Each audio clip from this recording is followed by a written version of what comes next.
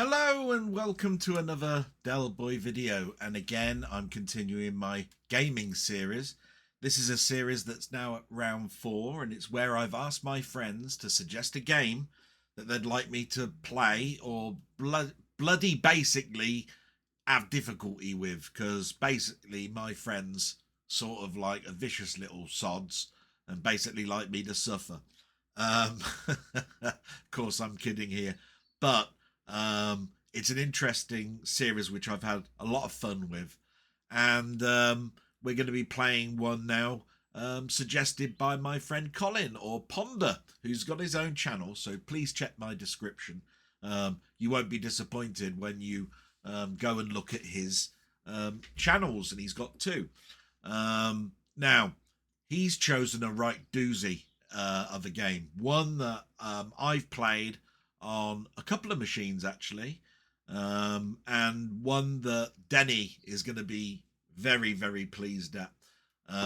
I've actually met this programmer a couple of times, asked him questions, played games on an arcade machine with him, and we were at the same computer show when the first Amiga, the A1000, was being launched.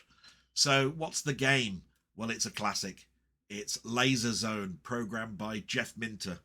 And if you don't know who Jeff Minter is, I don't know where you've been, but all the new people that are into retro games, go and Google Jeff Minter and just see what a class programmer he actually was.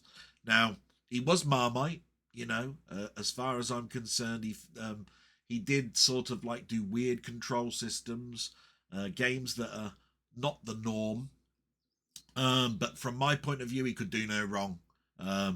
He's done such classics as Matrix, this particular one, LaserZone, Attack of the Mutant Camels, Metagalactic Llamas, Battle at the Edge of Time, a personal fave of mine, and Cipitor, which I've played already in this series, Sheep in Space, an absolute classic and a very personal fave of mine. Like I say, just goes on and on and on. Marmalama. And he does stuff now, even on Steam. And one of the quintessential classics is a Tempest clone. He's done many Tempest clones on many different machines. But I'm diversifying a little bit here. We're going to be playing something called LaserZone, and we're going to be playing it on a machine that it was initially designed for, which is the Commodore Vic20, my first color computer, way back in the early 80s. And I believe this one even is 1983, I think. So anyway, I've talked an awful lot. Let's go to the video capture. I've got my mega cart loaded in. We're going to look for LaserZone. There it is. And we're going to start it off.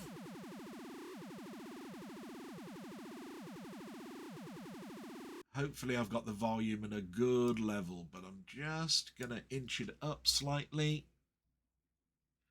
And we'll have a go at this. Now, I played this all the way back on this machine, back in the day, the Commodore 64 one, back in the day. I've played it under emulation, but it must be 10 or 12 years ago. So I'm going to do my very best at playing this game. And we'll learn it as we go along. So let's press fire, and you'll see it's an X and Y shoot 'em up. So I control both the ships on the X and the Y axis. There is some smart bombs, but they only work when they hit the end of the trail, so I don't want that to happen. So as you can see, I'm firing like mad to try and shoot them before they hit the X and Y axes. Every time you complete a wave, you will get a smart bomb. But again, those smart bombs only work when the creatures are walking along the X and Y axis, and they have to get there first. This does ramp up from about round 3, which is probably where I'm aiming to get playing this now, because I'm learning the controls again. And you can see I'm not probably using the X-axis or the Y-axis too much. There we go. We get the X and Y sorted out. Oh, there we are. Damn. I should have used my smart bomb there. Still, it's only the first life. I think you get 4. That was me talking, really. There we are. Level 1 finished. I still would say this game is easier than Matrix. Denny will tell you more if you go to his channel in regards to the hard, you know, how hard Grid Runner and Matrix games were. But saying that, oh damn, that's the other thing that can happen. You can fire diagonally and shoot yourself, so be careful with that. Like I did just there, stupid. But, you know, learning. Haven't played this game for a long time. Been firing like mad. Got my arcade stick this time, because I thought maybe I'll do better with it than a controller. It seems to be working out quite well. You hear me clicking possibly an awful lot. Whoa! Now they're ramping up a little bit. See, the speed has increased. Again, remember the smart bombs only work on the X and Y axes when they get there, so there's no blowing them up in the middle. Now this should ramp it up to a new creature that's going to appear. It's not really a creature, it's sort of like a smart bomb type thing that stays on the grid until it fires at you along the same axes. It's a weird thing to describe, sorry, but I'm not going to do very well there. I think it appears on this level. It hasn't appeared yet, so maybe it's the next level. Probably the 4th one. This also, if I remember rightly, talking again, is on the Commodore 16. A little bit later on. But it's perfectly, you know, great for that machine, because you don't need a lot of memory for these early games from Vic20. I think this one was in 8K RAM. Commodore 16 obviously had, I blew them up. I blow them up as well. I've used all the smart bombs. Now this is where those things I was talking about earlier.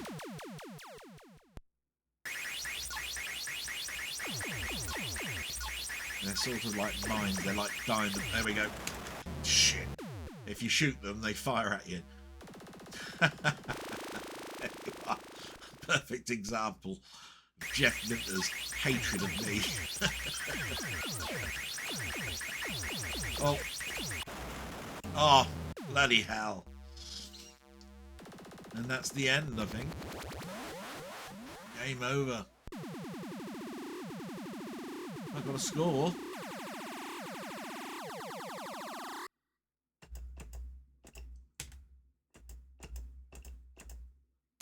Just put Del in. Oh, there we go.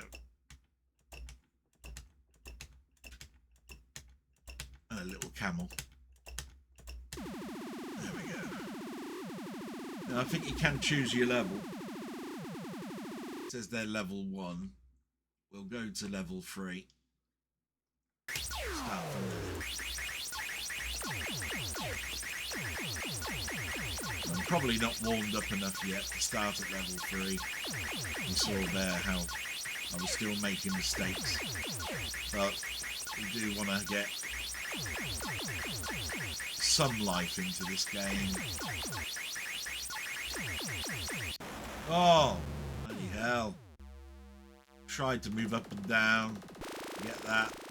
Failed miserably.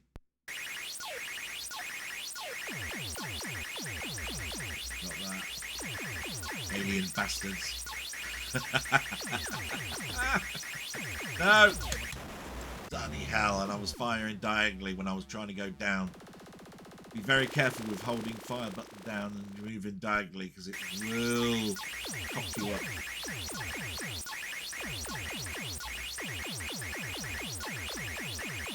Like that. Just let go of the fire and it will stop doing the diagonal fire. Got ya. Got ya.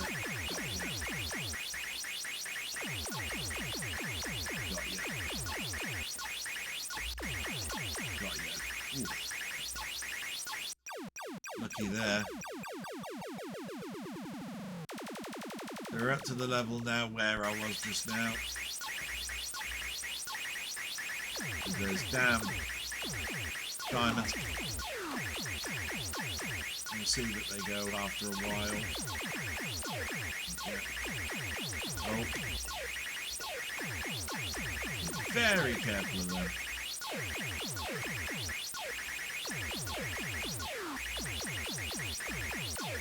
All you've got to do is just basically keep moving.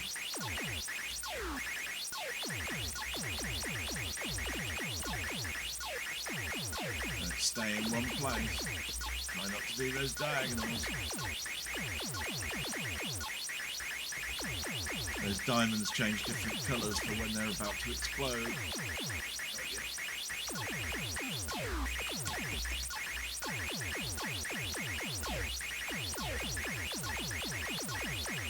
Oh, bloody hell.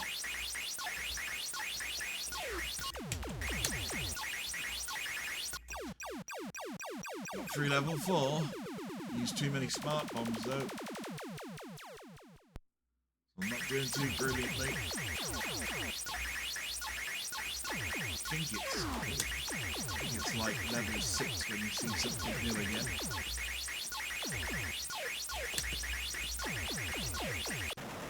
Oh, bloody hell. Now, differences between Vic20 and Commodore 64. Still prefer the Vic20 one, but it does have what they call a threshold meter. It's a meter that sort of like tells you how far away you are from the wave ending. Quite useful. The Vic20 one also has a sort of a bug. You can find that the bullets run out of there. Got a hit a I was going to say hit diagonally there, but yeah. So has a threshold, but it also the Vic20 one has a small bug in the fact that one of the guns stops firing. Not quite sure why it does it. Damn. Lost there as well. I think that was game over as well. Yeah, bloody hell.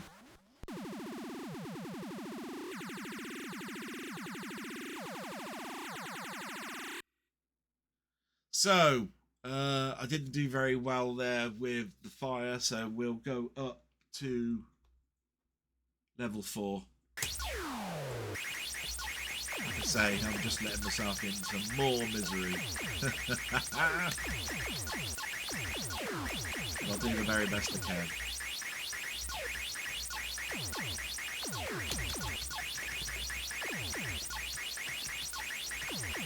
Got ya. Oh!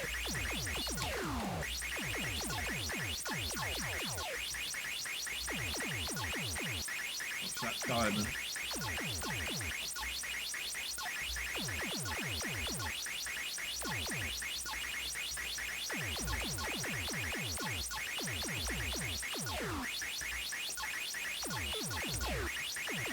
Damn! See? Cheat death. Colin will be going, oh, come on, I can do better than that. And I'll tell you what, I wouldn't surprise me if he couldn't. So, in fact, I think he's played this on his own channel. Damn. Christ, only at 7. That last go.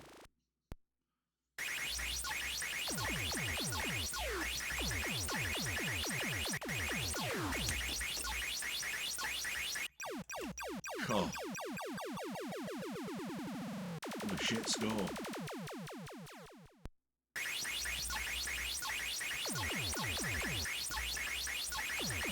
Just gotta be a little bit manic with this one. Keep moving, don't stay in the same place. Don't be put off by firing as much as you can, but also be careful of those diamonds.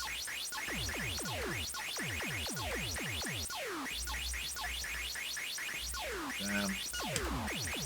Blast those. Damn. Oh, I pressed a smart bomb. Must have run out.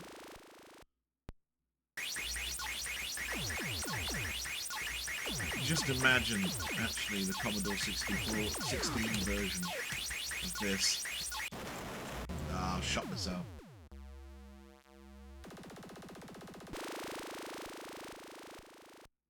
Doing terribly now.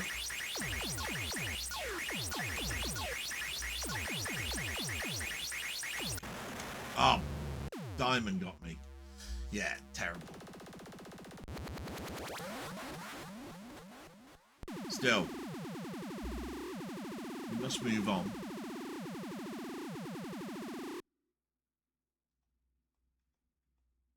We'll try. Why not? Let's try level 7. See what it's like. Bet you I'm shit. Because these are all games to make me suffer.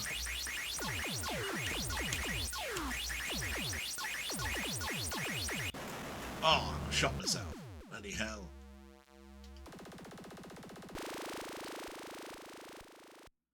But yeah, Jeff Minter. What an arcade sort of like orientated programmer he was. I mean, my God.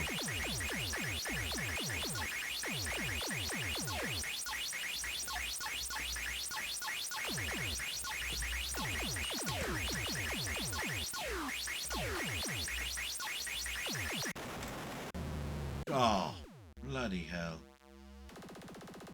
Yeah, level 7's a bastard.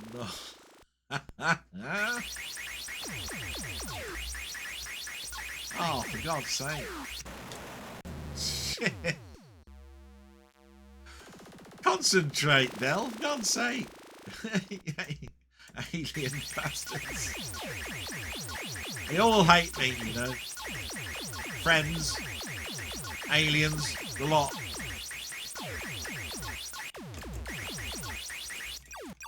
Oh! I can still just get through a level. Bloody hell.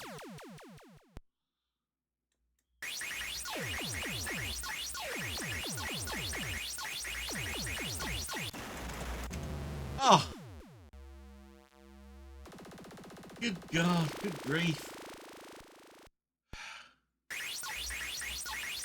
And like I say, this is just so fun. It really is just there to basically get high scores, you know, ask your friends around, publish them on internet about how well you did, see if anybody can beat your scores, all of that old stuff that we used to do as kiddies when we were at school. Marvellous. I don't know how high it goes up with levels to choose. 1983, remember this game, on a Vic20. So what does it go up to? 10, 11, 12, 13, 15. Bloody hell. Let's see how far it goes up. 30 something. Right. Let's get a 20. Flaming hell, immediately there's a diamond.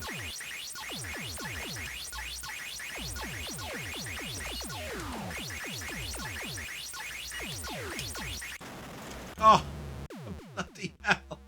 See how it ramps up? Level 20. Bloody hell, it's more like level 80.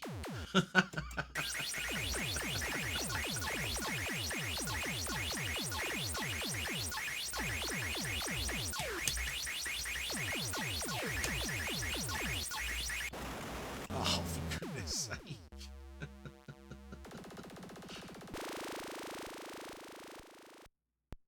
When you die, by the way, there's none of that cheap give you your smart bombs for free of them or anything. You know, you got bloody hell. Talking again.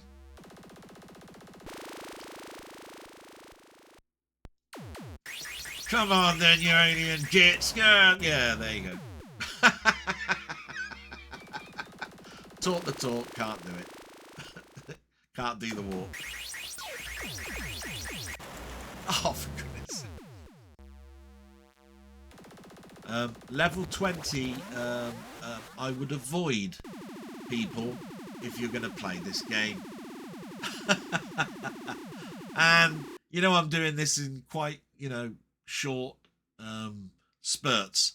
So, I'm going to go back now to the camera. Oh, just bear with me while I turn off the sound. Forgot to do that. And I'm just going to round up. Now, what a game. 1983 we're talking here. Arcades were still in their infancy, really, in regards to shoot 'em ups and what you can do. You know, things ramped up in 84 onwards as far as I'm concerned. But this would not seem out of place in an arcade machine. I would have certainly put my 10 pence in, which is probably how much it would have cost back then in the day. But I was so happy when I got this. I'd got myself a memory expansion for my Vic20 quite early. This came on cartridge in the States. It was a tape in this country. Jeff Minter had done now quite a few little games building upon his Grid Runner masterpiece as far as I'm concerned. And this just added a whole aspect, the X and Y axis, the diagonal firing, the smart bombs only when they land on the actual axes themselves, the mines, diamonds that fire along the X and Y axes when you shoot them, and or when they change to a certain color. Wow, absolutely marvelous. So glad that this has been chosen for me. I hope I suffered enough for my friend who gave it me, because I'm pretty sure he wanted to say, take that, you bastard, Del. But yeah, I wanted to show off a few of the levels. I hope I did that. And of course I used my newer joystick and had a blast with it. I'm itching to play some more, so that's what I'm going to be doing now, and then get this video uploaded as fast as I can. Thank you so much for watching. This is round 4 and my second friend that's given me it, so there's bound sure to be more of my friends giving me suggestions, and I hope you enjoyed this video. So I'm going to say salute, or Zarjazz, as Jeff might say, and roll on the next one. Thanks very much. Bye-bye.